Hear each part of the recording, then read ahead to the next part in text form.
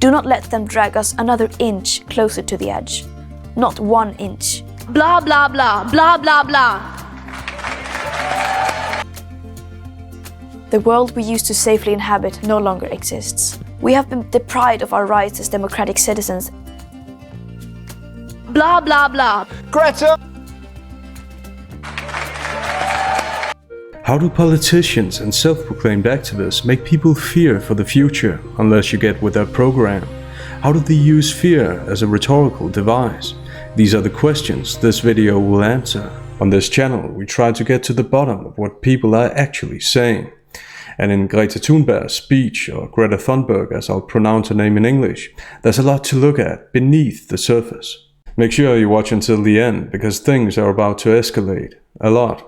In her speech, Thunberg makes harsh claims and generalizations, so it's important that we look at it critically and skeptically, as any doomsday speech deserves. If it's your first time here, welcome aboard, and if you've been here before, it's good to have you back. Let's break this thing down. We are in the beginning of a climate and ecological emergency. Practically all emergency speeches use constituted rhetoric as the main method or structure. Briefly put, the writer creates a collective identity in the text, a so-called second persona, that the audience ideally identify themselves with. Linguistically, the writer forces a self-understanding upon the audience in order to persuade them about something and get them to do what the speaker wants them to do. It's important to note that the audience doesn't necessarily exist prior to the speech, and in case it exists, almost never in the large numbers that the speaker presupposes. The audience exists because the speaker says it exists. The speaker constitutes the audience, hence the name, constituted. In order to persuade the audience, 3 ideological effects are used.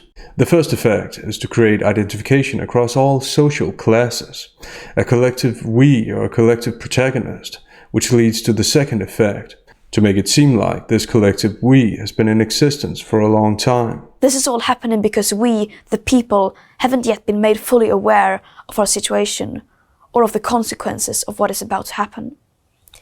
We have been lied to. We have been deprived of our rights as democratic citizens and been left unaware. It has been estimated that we humans who are alive today make up 7% of all Homo sapiens that have ever lived.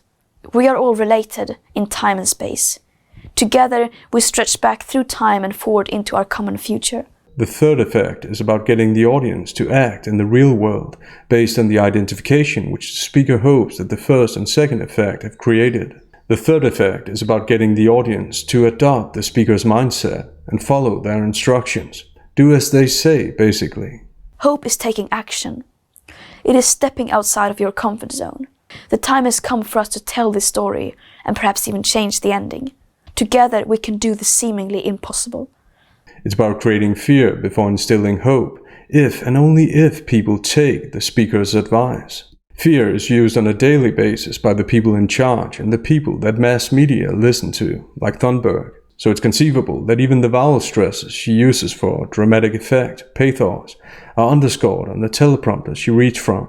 But how are Thunberg's arguments constructed, and what do they mean? Let's find out. She begins with 1 minute of claims. Let's hear some of them and stop each clip before it gets too much. The biosphere is not just changing, it is destabilizing. It is breaking down. This is overemphasis for dramatic effect. The words, not just, indicate that something more terrible, in Thunberg's view, is about to come. In a similar vein, destabilizing isn't enough to underline the pathos, so breaking down must also be included, as if the audience weren't trembling already. We haven't heard any grounds to justify her claims. Instead, we get a rebuttal that she uses to anticipate objections to her many claims. And no, unfortunately, this is not the new normal. Rebuttals are often as short and oversimplified as this, as the speaker doesn't want conflicting viewpoints to occupy too much space. The last thing a speaker wants is to have the audience seriously consider opposing viewpoints. What if they ended up agreeing with them? She even says the new normal in a sarcastic tone, underlining the ridiculousness of saying it, according to her, just in case we had any doubt about her stance. Because Thunberg doesn't think we've heard enough claims, here are some more claims. This crisis will continue to get worse until we manage to halt the constant destruction of our life-supporting systems. until we prioritize people and the planet over profit and greed. We will not be able to adapt to this. The world we used to safely inhabit no longer exists. Constituted rhetoric oversimplifies opposing viewpoints in order to minimize and discredit them. What Thunberg calls profit and greed is the entire world as we know it, a system so-called which she herself has benefited from the moment she was born, and which has allowed her to even read a speech like this. Also, it's not only greed, obviously. Companies create jobs and make it possible for people to survive. However, unsurprisingly, that side of the argument is absent from her speech. Our emissions of CO2 have more than doubled. 1/3 of all anthropogenic CO2 emissions have been emitted since 2005. At least now we have something we can use to try to form an actual argument. The claims are that the biosphere is breaking down, that the world we used to inhabit no longer exists, etc., etc., or blah blah blah, to quote someone else. There is no planet B. There is no planet blah. Blah blah blah. Blah blah blah. Or blah blah blah. Blah blah blah. Blah blah blah. The grounds are the emissions. The warrant, how we get from grounds to claim, then becomes that the emissions are making things break down, etc. The presupposition in this argument, which will be clear in a moment, is that people can actually change the climate on the largest scale possible by doing or even resisting certain things. However, she never gives proof backing for that presupposition, and she never challenges it. That's because constituted rhetoric is aimed at persuasion, not objectivity, where a speaker presents all the facts for the audience so that they can make an informed decision. However, the audience is supposed to act like these were sufficient grounds, because next she starts making new claims. We need immediate, drastic annual emissions reductions on a scale unlike anything the world has ever seen. It means we have to make fundamental changes to our societies. This is undeniable. So, in other words, if you disagree with Thunberg even the slightest, you're part of the problem. That's the implication, because undeniable is the strongest qualifier there is. Never mind the big leap from emission to not being able to inhabit the world safely. Logic is never the driving force behind this kind of persuasion. It's worth noting her intentional vagueness, an academic expression used to describe most political rhetoric, because she doesn't detail these fundamental changes. These changes would mean restricting people's lives, making people obey the new laws she wants to implement. She can't dwell on this unpopular topic, not when she's trying to win as many people as possible, and there's still so much fear-mongering to do. The longer you pretend this is not the case, and the longer you pretend that we can solve this catastrophe within a global societal structure which has no laws or restrictions whatsoever protecting us long-term from the ongoing self-destructive greed that has brought us to the very edge of the precipice, the more time we will waste. Time that we no longer have. This is what the changes would entail, laws and restrictions. But which restrictions? Thunberg doesn't dwell on that, because that would be too much. Big and small companies and people's way of life are all reduced to the oversimplified term greed. With the repetition of the verb pretend, she doesn't allow any other viewpoints. If people look at it differently, they're pretending. This exclusivity is consistent with the previous qualifier, undeniable. This is known as war rhetoric, creating an us and them discourse, which is ironic or completely expected, more like it, since inclusivity is a prominent part of Thunberg's self-branding. This explains her interesting distinction between you and we. She starts with you addressing each viewer individually and ends with we. The more time we will waste. So, if you agree with Thunberg, you can be part of the we she's constituted. But what is the we all have the unique chance to be part of? Next, Thunberg shed some light on that. And of course, she's not politicizing at all. No, that couldn't possibly be her main motivation. But the climate crisis was created by us, the nations of the global north. It is a crisis of inequality that dates back to colonialism and beyond. All this is ultimately a symptom of a much larger crisis, a crisis arising from the idea that some people are worth more than others and therefore have the right to exploit and steal other people's land and resources, a crisis shaped by a mindset that still infects our societies today. As she makes these unapologetic pathos appeals and finds the right facial expressions to go with them, she stopped giving any hint of grounds to her claims, even though, or precisely because, the leaps she makes are getting bigger and bigger. We went from emissions to her actually saying that the crisis arises from the idea that some people are worth more than others, which isn't only completely unsubstantiated, but also deeply naive. It wouldn't be acceptable to write this in a master's thesis, that's for sure. Or maybe, shockingly, it would in colleges today, the free-thinking institutions that all happen to have the same set of core values. What a coincidence. Once again, she oversimplifies. This time, it's the verb steal. Never mind that big and small companies also create jobs, making it possible for people to survive. Lastly, I think the expression, "look who's talking," is fitting here. She just finished implying that anyone who doesn't agree with her is pretending. It doesn't exactly sound like she values people equally. That still infects our societies today. That still infects our societies today. At this point, Thunberg's vowel stresses are causing audio problems, but anything to get the pathos across, I guess. It is naive to think that we can solve this without confronting the roots of the problem. Fundamental changes, laws and restrictions are now confronting the roots of the problems.